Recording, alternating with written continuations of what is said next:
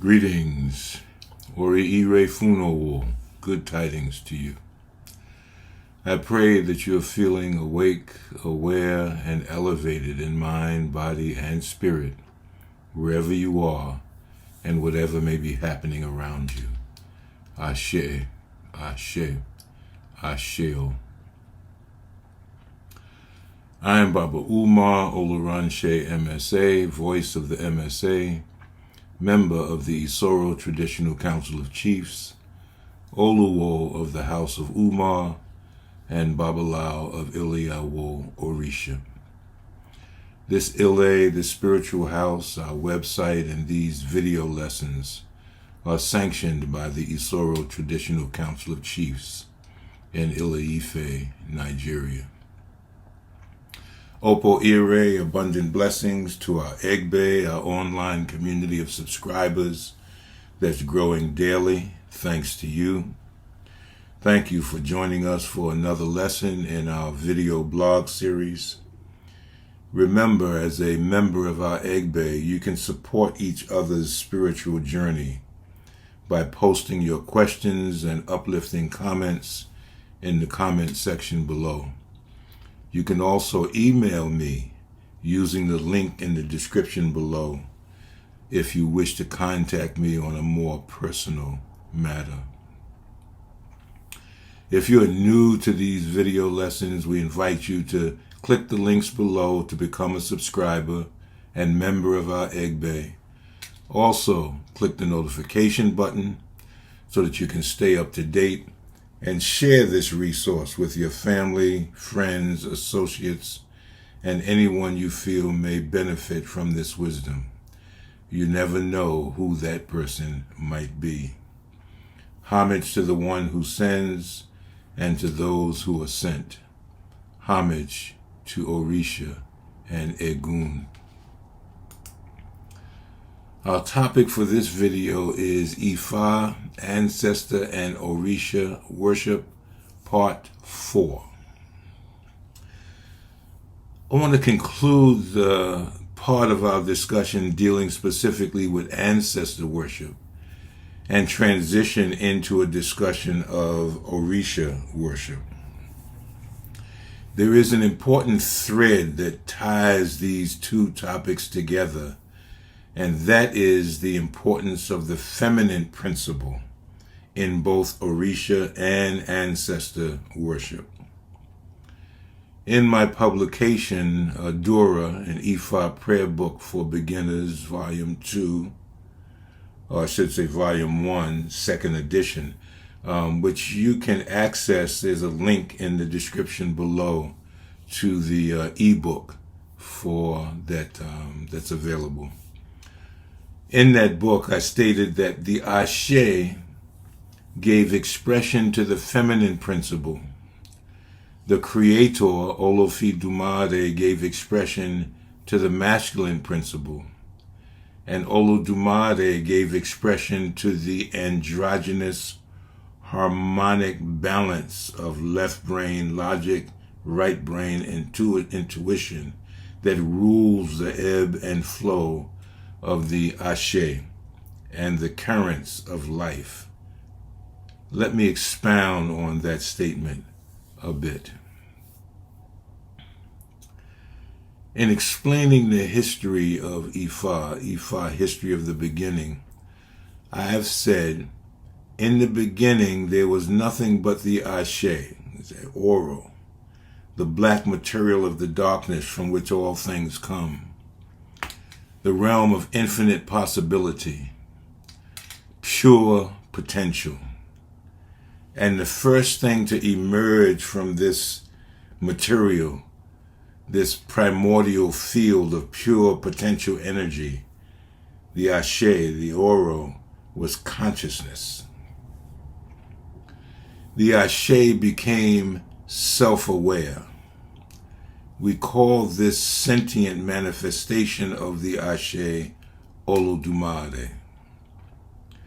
We can think of the divine source of creation, Olorun, God, as having three aspects: the primordial essence, Oro, or the Ashe, the sentience or awareness of itself, consciousness, Olofi-dumare, and the creative impulse that proliferates creation, Olofi-dumare, the creative aspect. Now, what is important to realize about this sequence of expressions is, one, in the beginning, there was nothing but the Ashe or Oro. And then something emerged from or in the Ashe. That something was consciousness, Ori, awareness. Hence, the Ashe takes on the character of the womb that gives birth to everything else. Therefore, number two, the first principle of the divine order of creation is the feminine principle. In the beginning was the womb. Once we fully understand this sequence of events, it becomes clear that the feminine principle holds and must hold a very high and important place in our spiritual traditions of both ancestor worship and Orisha worship. Under the misguided representations of many Western cultures and religious systems, the role and status of the female in the feminine principle has been diminished. This has led to a significant imbalance in modern societies with an overemphasis on the male and the masculine principle, and has progressively spread its negative influence even to many indigenous cultures around the world. However, in the Ifa history of the beginning, we say that Olofi-dumare, the creative aspect of Olorun, is the one who calls to the material of the darkness, the Ashe, and says to it, come forth, willingly and unwillingly. So creation is wholly and completely dependent on two aspects: the material of the womb and the creative impulse. These two are interdependent, inseparable, and incapable of manifesting without mutual cooperation. Hence, the feminine principle and the masculine principle each have equally important roles to play in the creative process.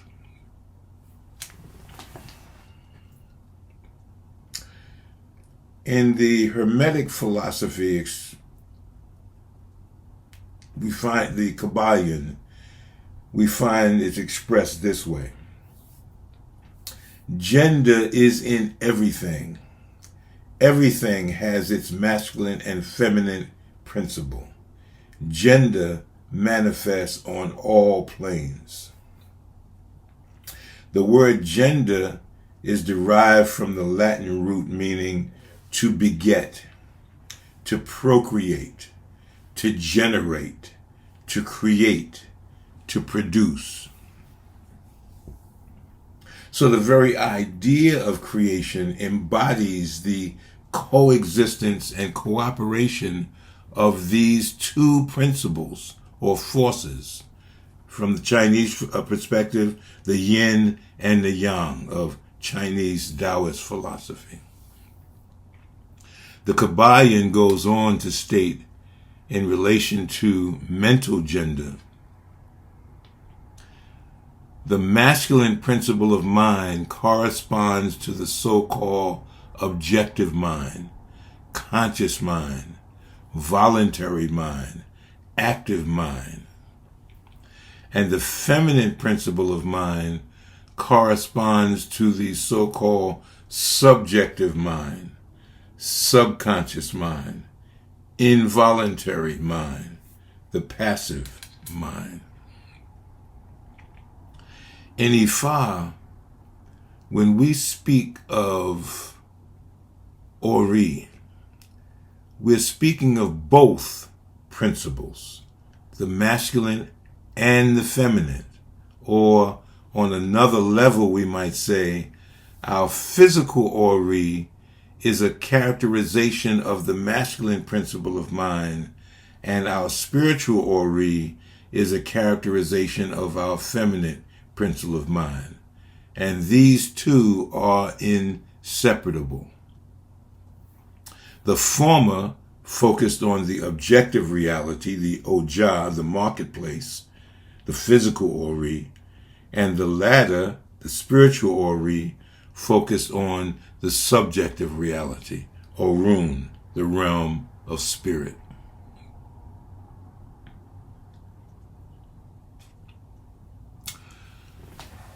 All these comments are intended to point us in the direction of understanding the importance of paying homage to the feminine principle in our ancestor worship. It's difficult for me to state how many times when a devotee tells me that they have had a visitation or visionary experience from an ancestor, it is from an aunt or a grandmother or mother much more often than it is from an uncle or a grandfather or a father. And it doesn't seem to matter whether the devotee is a male or a female. I'm stating this simply as an observation on my part, since I have no solid explanation or data, to say that, definitely it's more of this or less of that. But perhaps there is an explanation for my observation. And perhaps it lies in something that the Isoro Traditional Council of Chiefs shared with me in a correspondence a while back. I'll speak on that in a moment. In his presentation of the sacred Ifa oracle, author Philip John Nemak states regarding Ejiogbe, the first of the sacred Odus, quote, Ejiogbe is the most important Odu. It symbolizes the masculine principle and is therefore regarded as the father of the Odus. In the fixed order of Orunmila, Ejiogbe occupies the first position, end quote. And I did a whole talk on Ejiogbe and how it came to be the first of the Odus, so you can check that video out. Regarding Oyeku Meiji, Nemak states, quote, Oyeku Meiji is the second principle Odu. It symbolizes the feminine principle. Ejiogbe and Oyeku Meiji give birth to the remaining 14 principal Odus, end quote. So once again, we see that both the masculine principle and the feminine principle are necessary in order to bring about the creative process. It is this first creation of the 16 principal Odus that in turn gave birth to the remaining 240 Odus to complete the sacred Ifa oracles of 256 Odus.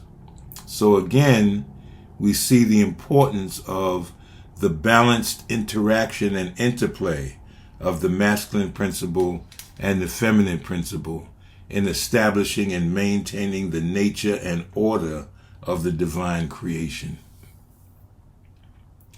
In establishing your ancestral altar and in reaching out to your Egun for assistance and in gratitude, you want to make sure that you pay due respect to your feminine ancestors, not in disregard of the male ancestors, but in recognition of the importance of the womb in the creative process.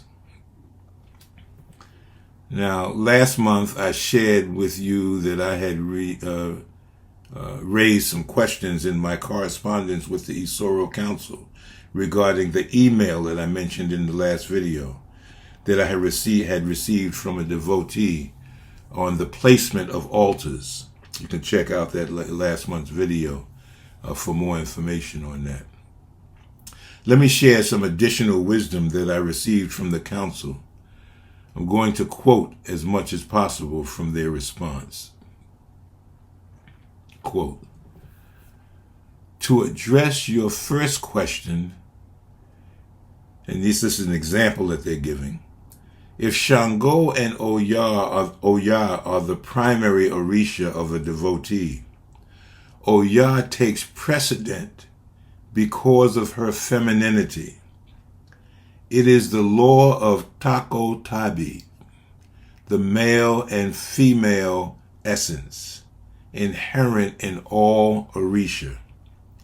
Because Orisha Oya is primarily dominated by the Tabo, the female energy, essence, representation, she naturally takes the lead and creates the umbilical cord from the devotee to the other Orisha.